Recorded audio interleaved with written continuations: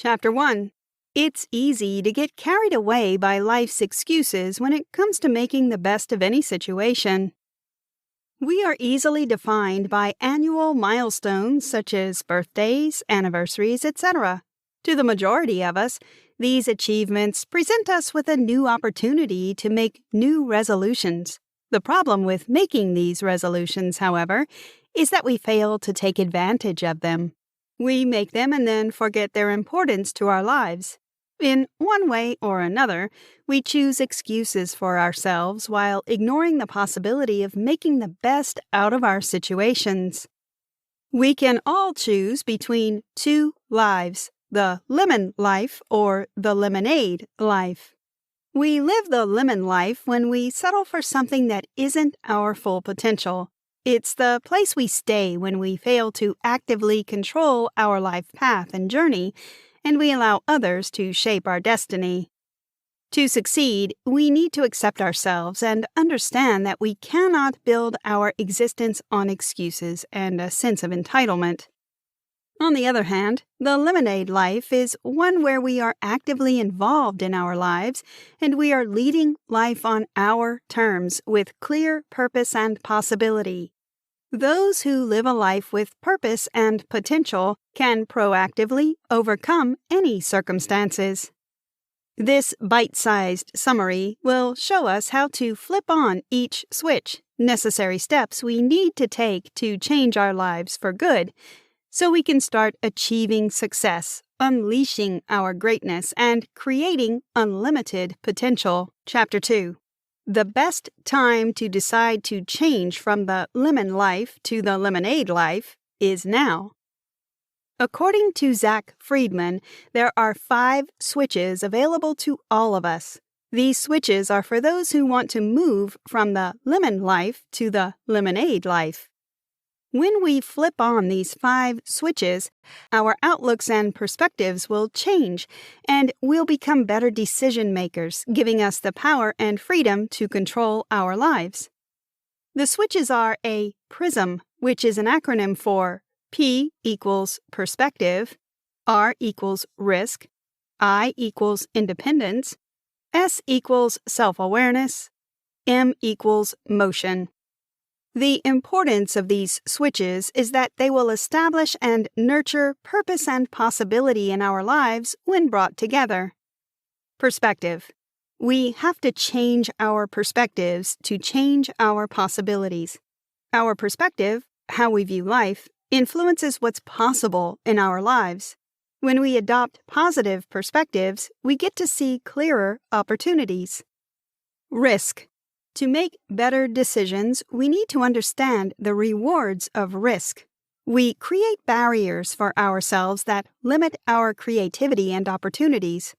When we remove the limiting factors and better understand the connection between risk and reward, we will take more calculated risks and make better decisions. Independence. Independence means we have to avoid following the crowd and make decisions on our own. Even though independence is a great character trait, only a few people embrace it. It means doing away with common wisdom and standing on our own. Self-awareness. Self-awareness is needed to master our lives, self-respect, and view life based on what we need to see instead of what we want to see. Self-awareness involves honest feedback, which provides an accurate description of any situation and forces us to focus on the necessary things in our lives. Motion. Motion is about doing things to create the life we want effectively. We're all equipped with the right tools to establish a positive change, but we have to use these tools correctly, maximize our potential, and never settle for less.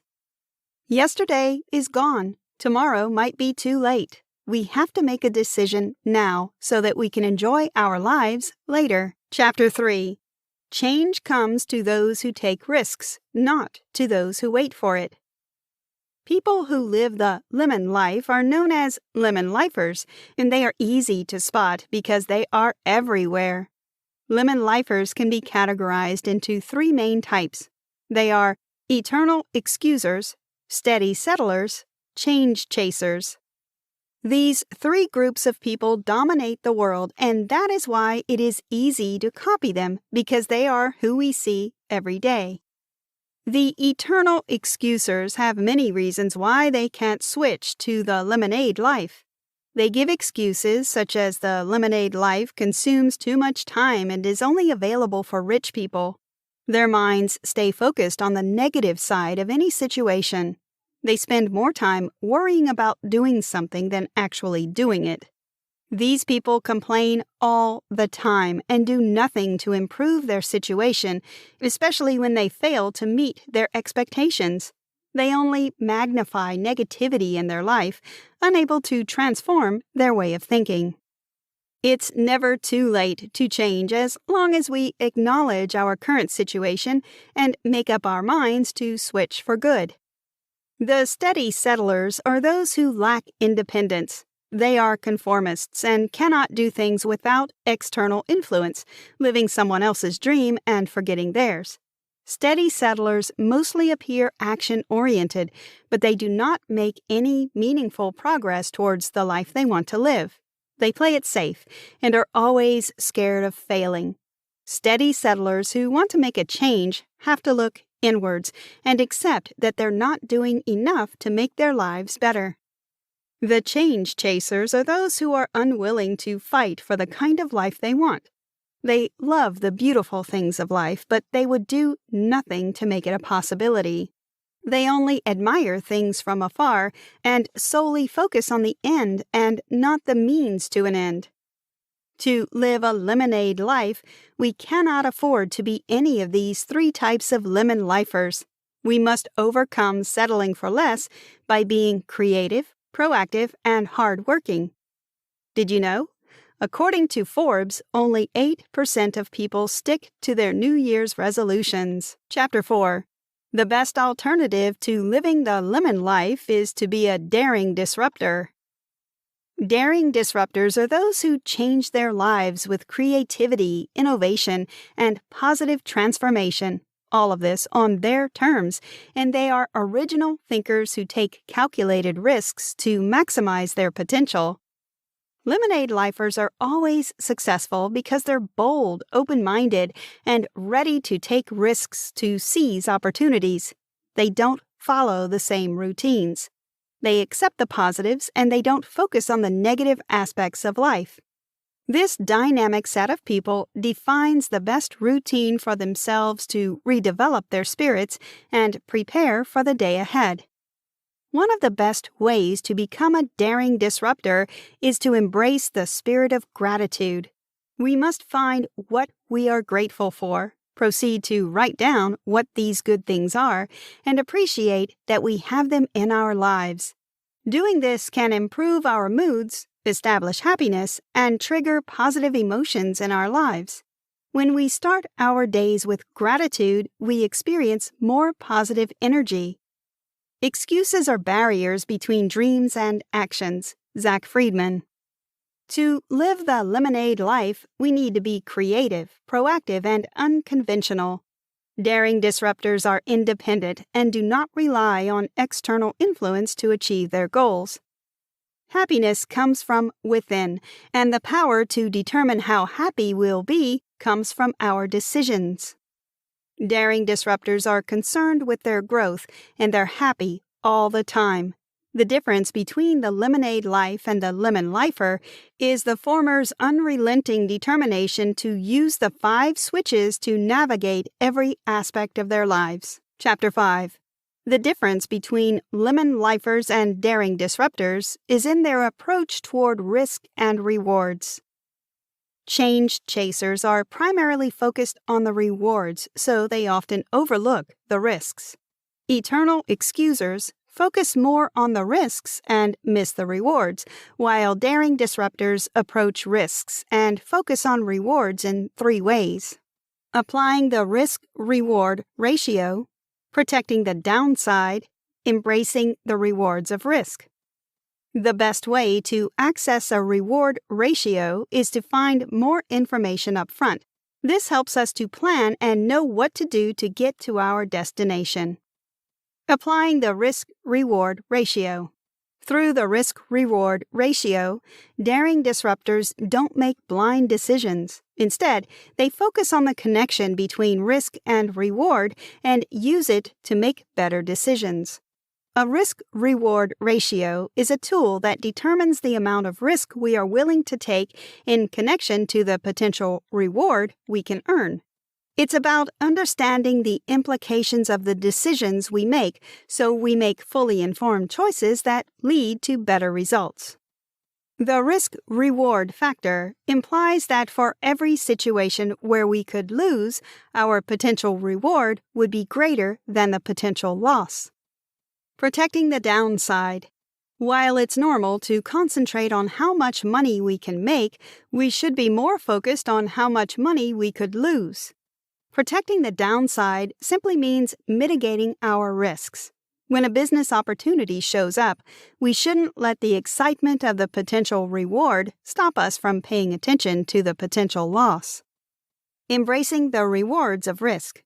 This helps us to find the right risks to take. We need to avoid following the crowd when making business decisions. For example, it's easy to get tempted by the prospect of going to Silicon Valley, but tech is not the only way we can make good money. It can look odd when we take a different direction from others, but it makes us stand out and gives room for more creativity. Chapter 6. Negativity can overwhelm us if we fail to control the influence of the people around us. When we lack independence, the negative people around us call the shots, limit our possibilities, control us, and in most cases, define us. They form boundaries, impede our progress, and reduce our productivity. Negativity is the major driving force in the life of lemon lifers, and it is why they make avoidable excuses, settle for less, and find it difficult to live a lemonade life. Negativity triggers the fear of risk and allows us to choose other people's perspectives over ours. Negative behavior interferes with our ability to realize our full potential and makes it difficult to make positive changes in life. The reality of life is that people will always tell us no, trying to influence us with their negativity. Negative influence can feel suffocating and extremely limiting, so we need to realize that when people project their negativity on us, it doesn't mean that we are powerless. It means that we're letting them take control of our lives. The best way to avoid this is to make sure that others don't push their insecurities onto us. Although there are some things that we can't do no matter how determined we are, it doesn't mean we should give in to negative vibes all the time. There are no prerequisites to becoming a successful person. In today's competitive market, the best ideas win, and years of experience are not necessary for success. To avoid the power of negativity, we can do 3 things. Check our wolf pack, which involves repositioning our inner circle. We should only surround ourselves with people who will give us positive energy. Write the millionaire's check to have the right foundation before we act. If we act before building the right foundation, we always find it difficult to do things right. Learn the investor's secret to live in a world of possibility and redefine what is possible. This requires unconventional thoughts and living a life without limitation.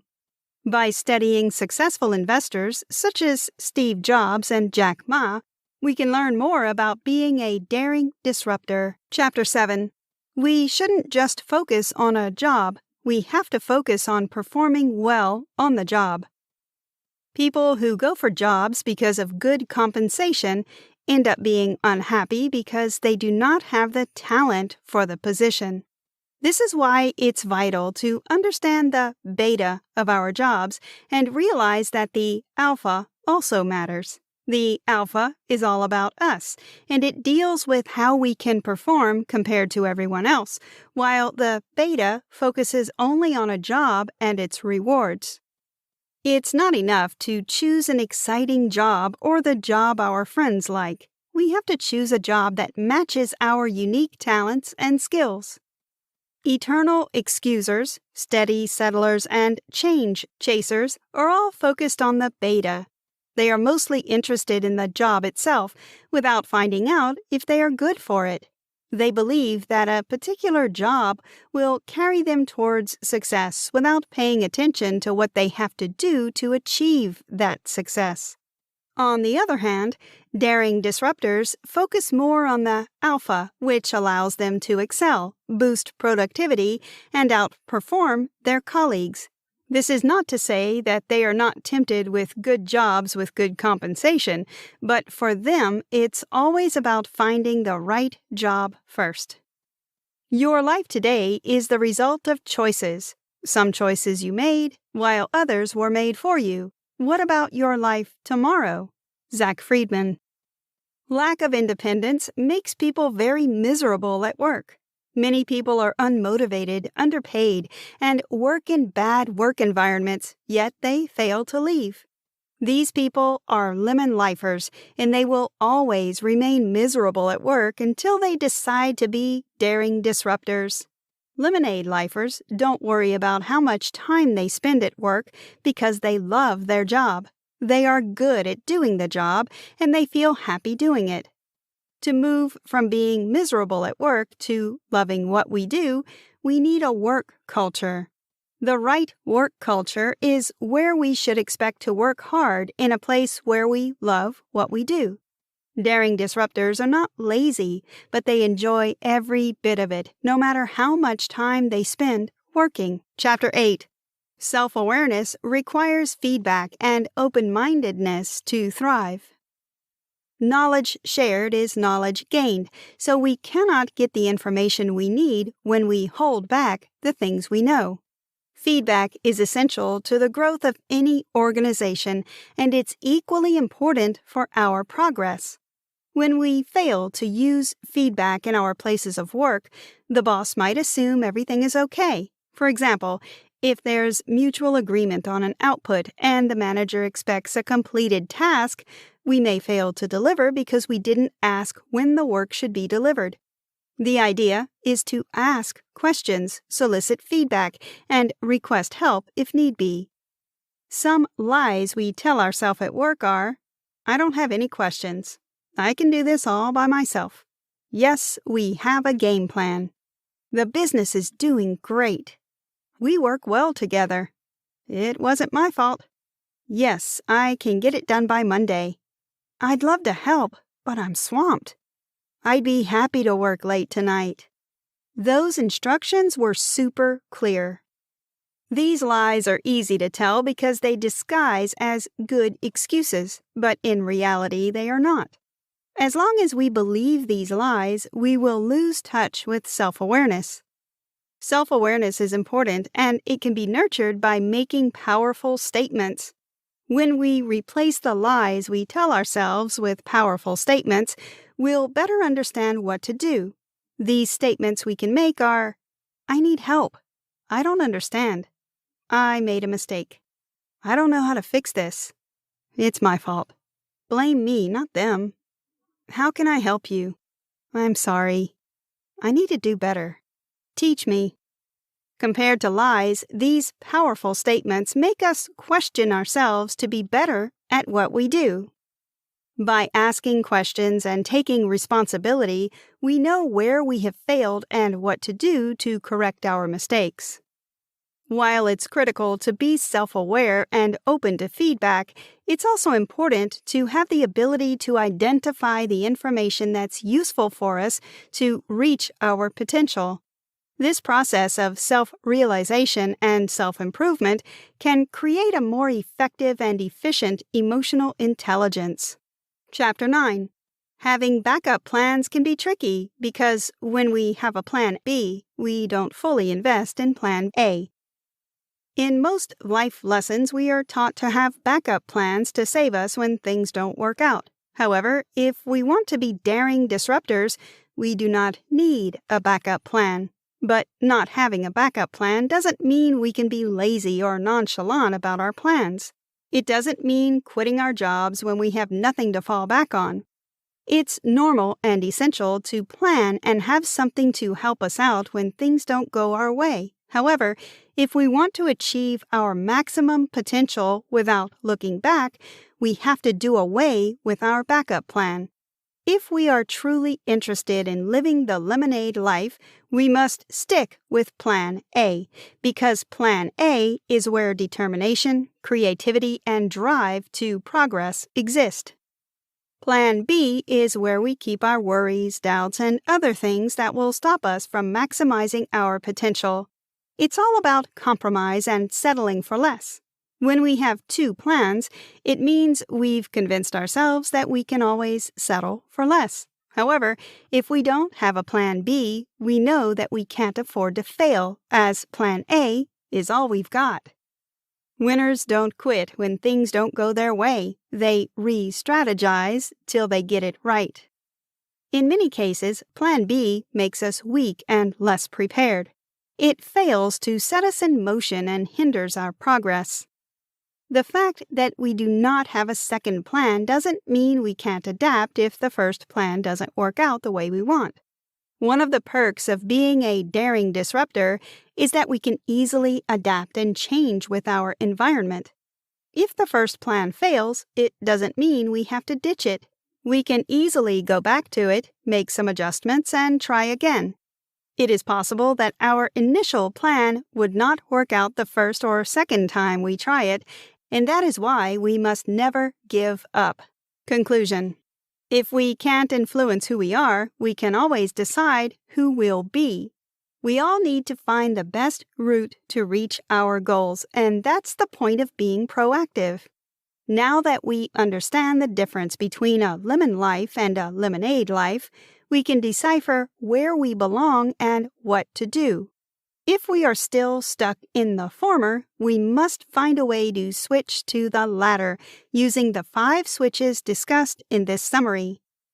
The switches mentioned in this tidbit have all it takes to turn our lives around for good. As the popular saying goes, when life throws you a lemon, make lemonade. This means that even if we find ourselves in situations that are not favorable due to circumstances beyond our control, we can still make meaning of our lives. Our current situation shouldn't determine our future because we have the ability and the opportunity to change things for good. Copying the steps taken by our friends and family members can be exciting, but it's not always the best. We are all dynamic and different, so we need to find our uniqueness. Things won't always come easy for us, and we might have to take longer paths, but sometimes these paths lead to breakthrough discoveries. That's why we must ensure that we become daring disruptors. The path to glory is often neither straight nor simple. However, that shouldn't stop us from trying. We must always remember that after the struggle, there's greatness on the other side. Try this. Start your day with gratitude. Make a list of the people in your life who make you happy. Appreciate them and hold on to the sweet memories you share with them.